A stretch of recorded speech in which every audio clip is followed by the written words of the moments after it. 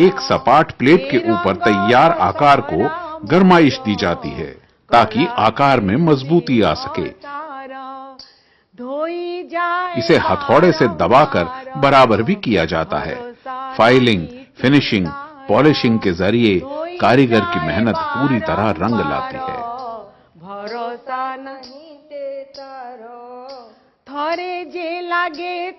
करीब 2 दिन की इन प्रक्रियाओं से गुजरने के बाद तारकसी कला अपनी छटा बिखेरने को तैयार है। तारकसी के कारीगर इस बात का विशेष ख्याल रखते हैं कि जो भी डिजाइन वो चांदी के तारों के जरिए बना रहे हों, उनमें जितना हो सके बारीक काम हो, जिसमें वो कामयाब भी रहते हैं। इतना महीन काम, वो भी इतनी खूबसूरती और कुशलता के साथ, कटक का सिल्वर सिटी कहलाने पर नाज कराती है।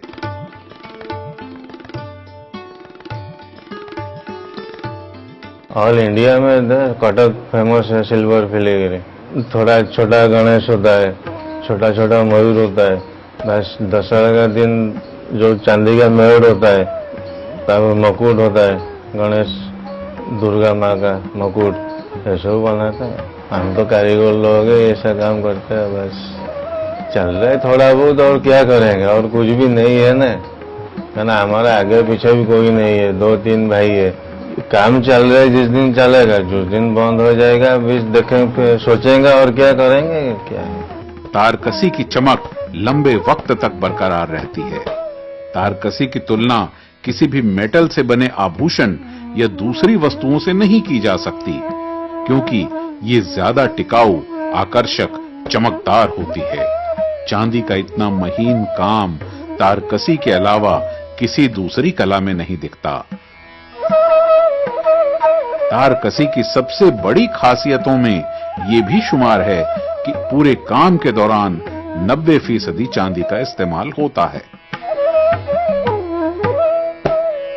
सबसे तो मुकुट बनाना मुझे बहुत अच्छा लगता है। वो काम थोड़ा कारीगरी का काम है और मन लग जाता है।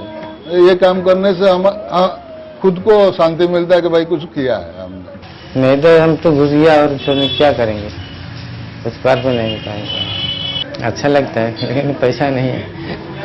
बचपन से सीखा है। नहीं बच्चे लोग को सिखाए,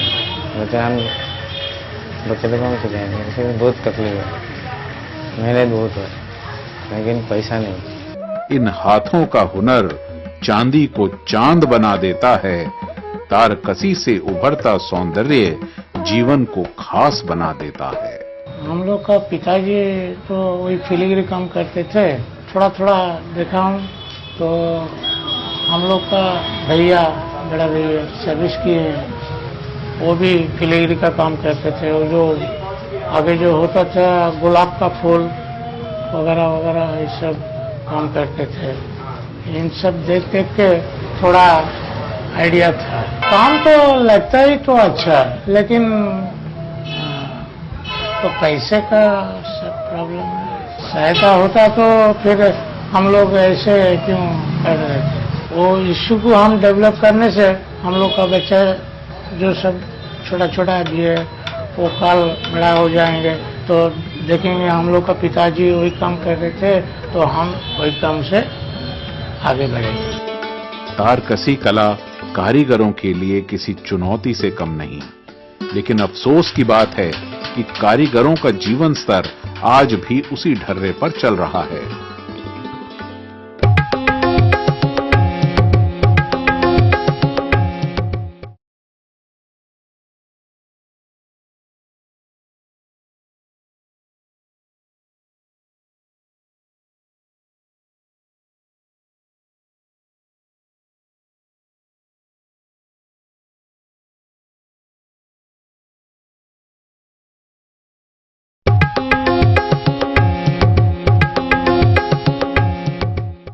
भुवनेश्वर से कटक के रास्ते में सड़क के किनारे रसगुल्लों से भरी परातें और कड़ाहियां वहां से गुजरते हर व्यक्ति को निमंत्रण देते से लगते हैं।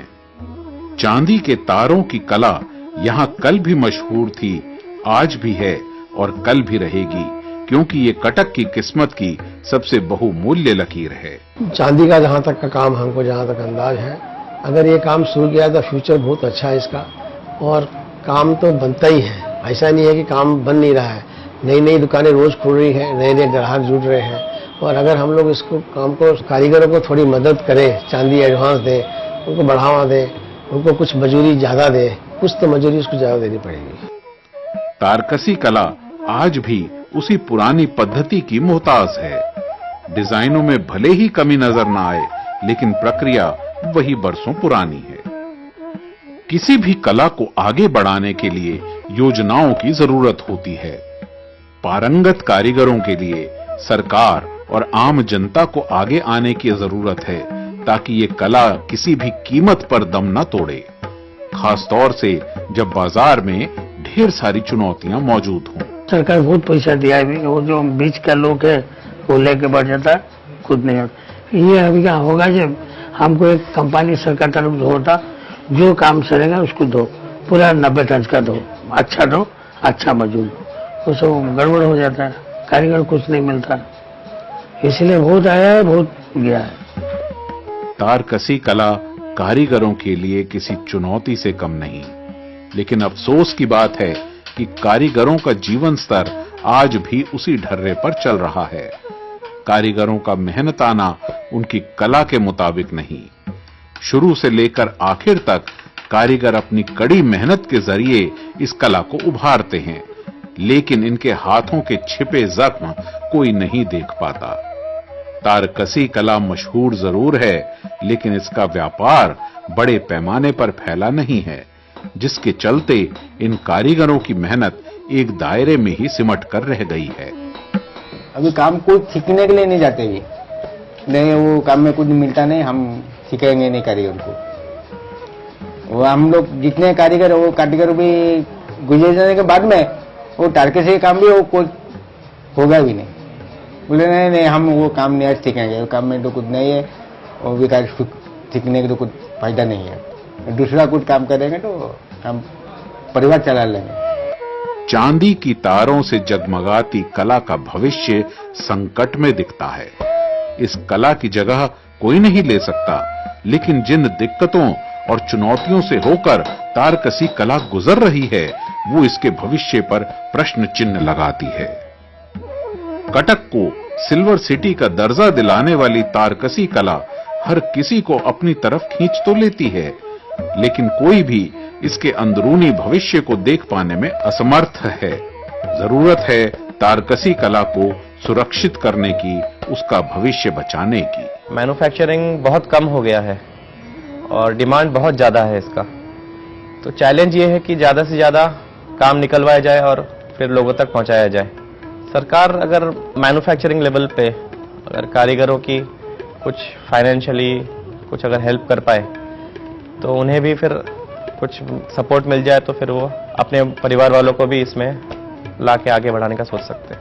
इस कला का महत्व हर किसी को मालूम है, लेकिन जिस पैमाने पर तारकसी कला दिखाई देनी चाहिए, वो पैमाना आज भी वजूद तलाश रहा है। चांदी के तारों के बीच उलझ न जाए तारकसी का भविष्य, अपनी जगमगाहट ही तो बिखेरना है तारकसी का लक्ष्य। बच्चे पढ़ रहे हैं, फिर भी हम लोग, मेरा माइंड में है, पढ़ने से इन लोग को कोई कंपनी में डालेंगे। फिलीगिरी लाइन जब स्ट्रांग हो जाएगा, हम कंपनी में क्यों छोड़ेगा कि वो प्राइवेट सर्विस क्यों करने के लिए। मेरा बड़ा बेटा तो पढ़ने को चाहता है, तो छोटा बेटा चाहता है हम काम करेंगे, तो आगे क्या होगा तो देखा जाएगा। धर्म और इतिहास से उड़ीसा का अटूट संबंध रहा है। समृद्ध कला का धनी उड़ीसा अपनी संस्कृति और रहन सहन के लिए देश भर में प्रसिद्ध है। यहाँ का पहनावा, खान पान, बोल चाल ही काफी है यह बताने के लिए कि कदम उड़ीसा की जमीन पर हैं। कलात्मक परंपराएं उड़ीसा में हर ओर दिखती हैं और आज भी तारकसी घर, दफ्तर, मंदिर और हर समारोह का हिस्सा होती है। कालिया मो देहे बलि दे तो देह कला कालिया मो देहे बलि दे तो देह कला तो कला को झूरी झूरी गला सरी मो जनम सारा हे कालिया